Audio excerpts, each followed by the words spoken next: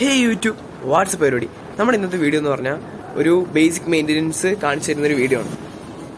നമ്മൾ ഓരോ വണ്ടി നോക്കി നടത്തുമ്പോഴും അതിൻ്റേതായ ഒരു മെയിൻ്റെനൻസ് ഉണ്ടെന്ന് എല്ലാവർക്കും അറിയാം അല്ലേ. അതിൽ ഒരു ഇമ്പോർട്ടൻ്റ് ആയിട്ടൊരു മെയിൻ്റെനൻസ് ആണ് നമ്മുടെ ഇന്നത്തെ വീഡിയോ. ആരും സ്കിപ്പ് ചെയ്യാതെ കാണാൻ ശ്രമിക്കുക. വീഡിയോയിൽ കിടക്കാം.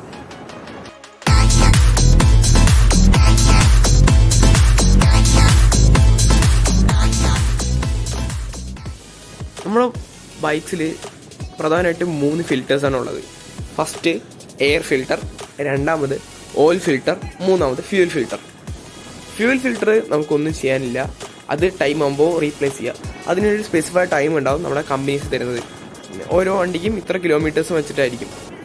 കൂടുതൽ ഒരു 2000 അല്ലെങ്കിൽ 4000 കിലോമീറ്റേഴ്സൊക്കെയാണ് ഒരു ഫ്യൂൽ ഫിൽറ്ററിൻ്റെ ചേഞ്ചിന് വരാറുള്ളത്. ഓയിൽ ഫിൽറ്റേഴ്സ് നമ്മൾ ഓയിൽ മാറുമ്പോൾ കൃത്യമായി മാറിക്കൊള്ളണം. ഞാൻ പ്രത്യേകം പറയേണ്ട ആവശ്യമില്ലല്ലോ, അത് കൃത്യമായി മാറും ഓയിൽ മാറുമ്പോൾ. ഓയിൽ ഫിൽറ്റേഴ്സ്, എയർ ഫിൽറ്റേഴ്സ് ആണ് ഏറ്റവും കൂടുതൽ ടൈം എടുത്ത് മാറുന്ന ഫിൽറ്റേഴ്സ്. ഇപ്പോൾ cbr250 ആണെങ്കിൽ ഏകദേശം 10,000 കിലോമീറ്ററാണ് കമ്പനി പറയുന്നത് എയർ ഫിൽറ്റർ ചേഞ്ച് ചെയ്യാൻ. അപ്പോൾ ഇതിൻ്റെ ഇടയിൽ ചുമ്മാ വെക്കാൻ പറ്റില്ല എയർ ഫിൽറ്റർ. അതിൻ്റേതായ ഒരു ക്ലീനിങ് ചെയ്യണം. ശരിക്കും എയർ ഫിൽറ്റേഴ്സ് സ്റ്റോക്കായിട്ട് വരുന്നത് കൂടുതലും എല്ലാ കമ്പനീസും കൊടുക്കുന്നത് പേപ്പറിൻ്റെ ടൈപ്പായിട്ടുള്ള എയർ ഫിൽറ്റേഴ്സാണ്. അത് നമുക്ക് ക്ലീൻ ചെയ്യാനുണ്ട്. ചില after market air filters wash ചെയ്യാനും കൂടെ പറ്റും. അത് അങ്ങനെയുള്ളത് നിങ്ങൾക്ക് അങ്ങനെ ചെയ്യാം. പക്ഷേ കൂടുതലും സ്റ്റോക്ക് ഉള്ളത് പേപ്പറാണ്, അത് നമുക്ക് ക്ലീൻ ചെയ്യാൻ. അങ്ങനെ ക്ലീൻ ചെയ്യുന്നുള്ളത് കാണിച്ചു തരാം. ഓരോ വണ്ടിയിലും പല സൈഡായിരിക്കും എയർ ഫിൽറ്റർ ക്ലീനിങ്. ചില വണ്ടിയിൽ ഈ സൈഡ് പൾസേഴ്സിനൊക്കെ ഉള്ള ഈ സൈഡ് പാനലിൻ്റെ ഉള്ളിലായിരിക്കും എയർ ഫിൽറ്റർ വരിക.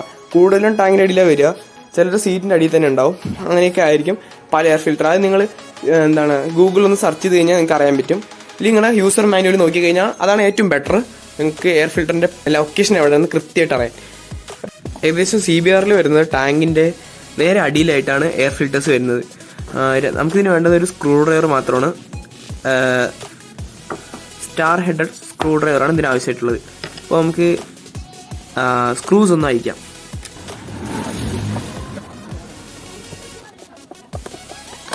ഇത്രേ ഉള്ളൂ. നമ്മൾ 2 സ്ക്രൂ അഴിച്ചു, ഇതിൻ്റെ കവർ അഴിച്ചിട്ടുണ്ട്.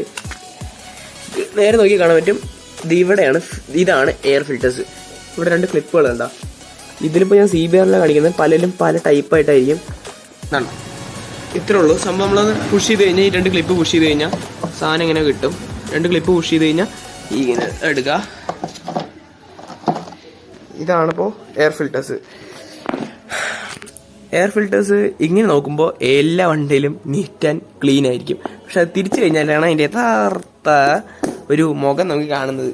എന്താ വെച്ച് കഴിഞ്ഞാൽ ഫുള്ള് കണ്ട ഭയങ്കര വൃത്തികേടാണ്. ഇതിൻ്റെ ഇടയിൽ നിങ്ങൾക്ക് കാണാൻ പറ്റുമോയെന്ന് എനിക്കറിയില്ല. കാരണം ചെറിയ ചെറിയ പേപ്പർ കഷ്ണങ്ങളും അതുപോലെ തന്നെ കുറേ കാര്യങ്ങളൊക്കെ ഉണ്ട്. ആ പൊടിയൊക്കെ ഇതിങ്ങനെ കൊട്ടിയാൽ വരും. കണ്ട, ഇതൊക്കെ ഇങ്ങനെ കൊട്ടിയിട്ട് വന്നതാണ്.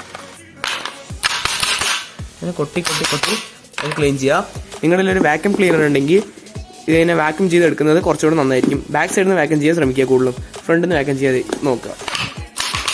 അപ്പോൾ ഇത്രേ ഉള്ളൂ നമ്മുടെ എയർ ഫിൽറ്റർ ക്ലീനിങ്. അപ്പോൾ നമ്മൾ ഇതൊക്കെ തിരിച്ച് പ്ലേസ് ചെയ്യുക. ഇത് തിരിച്ച് പ്ലേസ് ചെയ്തിട്ട് അതേപോലെ ലോക്ക് ചെയ്യുക. എന്നിട്ട് അതേപോലെ ഈ 2 കവർ വെച്ച് ഇത് ടൈറ്റ് ചെയ്ത് കഴിഞ്ഞാൽ നമ്മുടെ പണി കഴിഞ്ഞു.